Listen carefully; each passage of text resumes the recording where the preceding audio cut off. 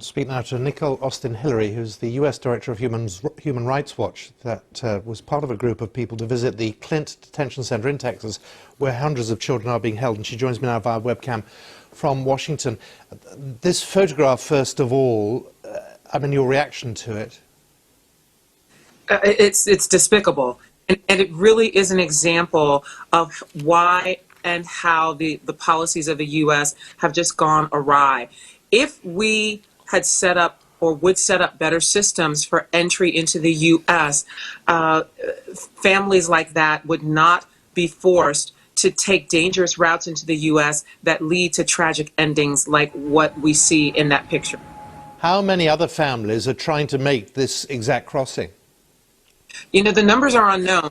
What we do know is that the numbers of people trying to enter the U.S. right now are at an all-time 15-year high. So we know that it is imperative for the U.S. to try to ensure that the families who are trying to come to the U.S., and they will continue to come, despite the fact that Donald Trump is saying that he believes his policies will deter entry, we know that families will continue to come because they will continue to try to flee dangerous circumstances and bring their families to a safer environment. What we need to do is ensure safer passage, and we need to ensure that once those individuals come into the U.S., that we have a system set up to get them through the judicial system as quickly as possible, to vet their claims, to try and see what we can do to help them remain in the United States or make a sound and effective decision about what their ultimate outcome needs to be. And we need to ensure that while they're here, we're keeping them safe and healthy, particularly with respect to the children that are coming into the United States. Now, as I said in the introduction, you've just been to, I think, the Clint detention facility last week. What did you see there?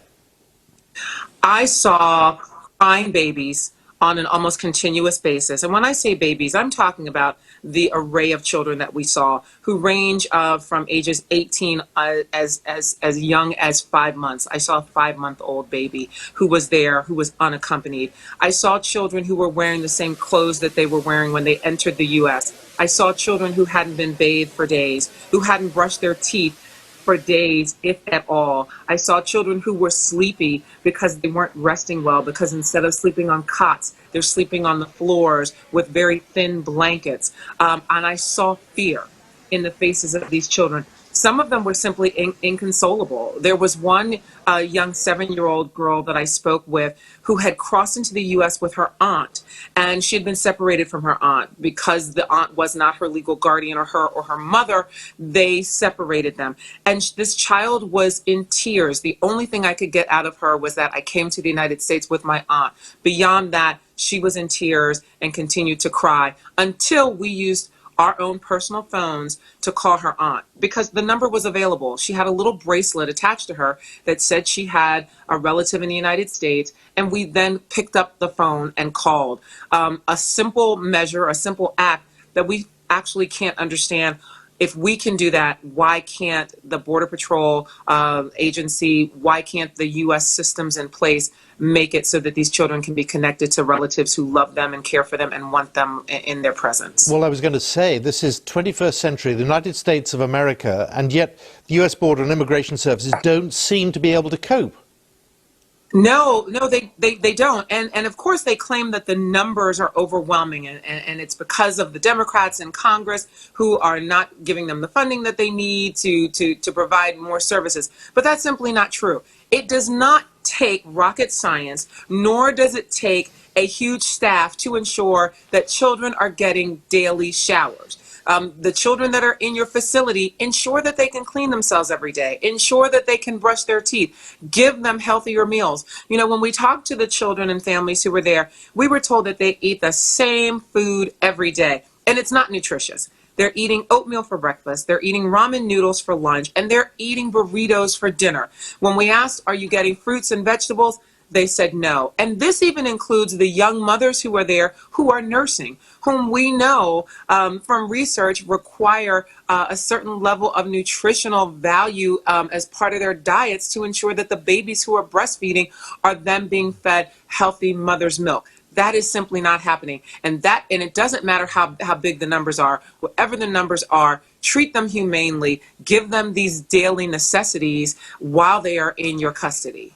This is going to be a huge issue in the next presidential election, this zero-tolerance policy that President Trump has brought in so far. Do you sense that the mood of the American people will change as they see more and more pictures like this, and particularly photographs of a father and his baby daughter dead in a river? I absolutely think that the mood of the American public is going to change. Look, in the time since I went to Clint last week with some of my colleagues, I can't tell you, just based on my anecdotal evidence, I am hearing from so many people who are saying this is outrageous. How can this happen in the United States, in a country that is this wealthy, that has so many resources? And it doesn't matter what your political leanings are. And that's what I keep reminding people. This is not about a Republican or Democratic issue. This is about humane treatment and what we as the United States have an obligation to provide to the people who are within our borders. And I'm finding that people from both sides of the aisle, independent voters, people from all walks, are reaching out and saying this is unacceptable, this is not what the United States stands for, and we've got to do better. And I think that's only going to increase as we get further and further into this election season. And you're angry. I am angry because I care. I care about how we treat children. I care about how we treat other human beings. This is not what the United States represents. This country was founded to be a place that provides opportunities and equality, and that's not what we're doing. Even if at the end of the day decisions are made that some people cannot stay in the United States, what we do to reach the final conclusions and how we treat people matters. And this is not the example the United States should be setting for the rest of the world. Nicole Austin Hillery, U.S. Director of Human Rights Watch, thank you so much for your time. You're welcome. Thank you for having me on.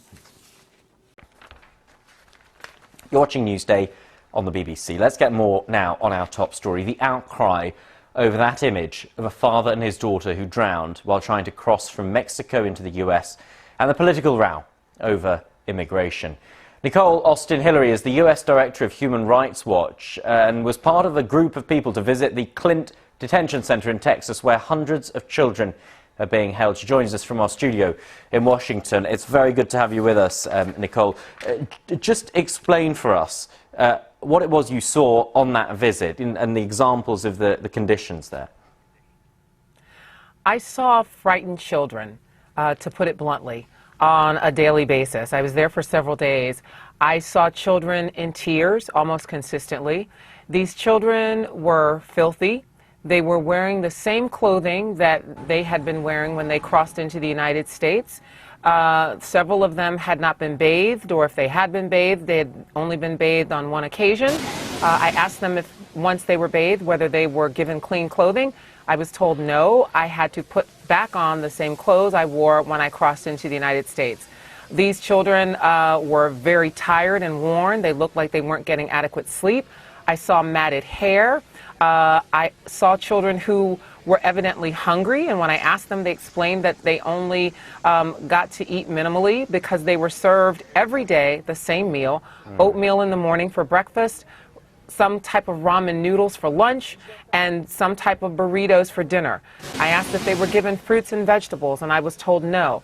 And that included the nursing mothers, some of whom were teen mothers who were in the same facility in Clint, Texas, who were not given the proper nutrition. Nicole, it sounds like some of the things you witnessed there are utterly heartbreaking. But I just wonder what you think is the immediate way to lift some of the suffering that these people are going through, because reaching a political solution will not happen quickly necessarily. What can be done in the meantime, right now, to try and alleviate what they're going through?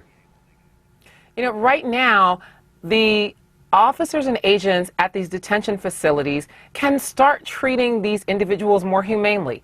There's no explanation for why these children cannot bathe regularly. There's no explanation for why they can't brush their teeth regularly. You know, we're talking about providing, disposable toothbrushes that cost hardly any amount of money. The children tell me when they are given an opportunity to shower, they're told that they have to do so within a total of 3 minutes. To me, that's a akin to what one might experience when they are criminally detained. That's not what you do to children who simply need to bathe themselves. There are some of those children who told me they weren't sleeping on cots. We can get them cots and blankets. So these are some simple changes that the people who have dominion and control over these children in the detention facilities can do immediately, Nicole, to make their stays more humane. I just wonder, very briefly, with this picture that has caused so much shock, do you think it is going to change American public opinion, or do you think that anger quickly dissipates and people forget? Gosh, I hope so. No one wants to see a father and their child laying dead in a body of water. That is atrocious and it's inhumane. Nobody wants to see that. I am hoping that the American public stays focused on these issues. I think what we're going to see tonight, the Democrats who are vying for the Democratic nomination are having debates tonight. They're having debates tomorrow. I think they have an obligation to help keep this in the public domain. And frankly, when we talk to people at Human Rights Watch, and when we look at polls, we see that the majority of Americans want to see our system work better. So I think people are going to remain up in arms, and they're going to put pressure on Congress and this president to do something. Okay, Nicole, Austin, Hillary, joining us from Washington, thank you very much indeed. You're welcome.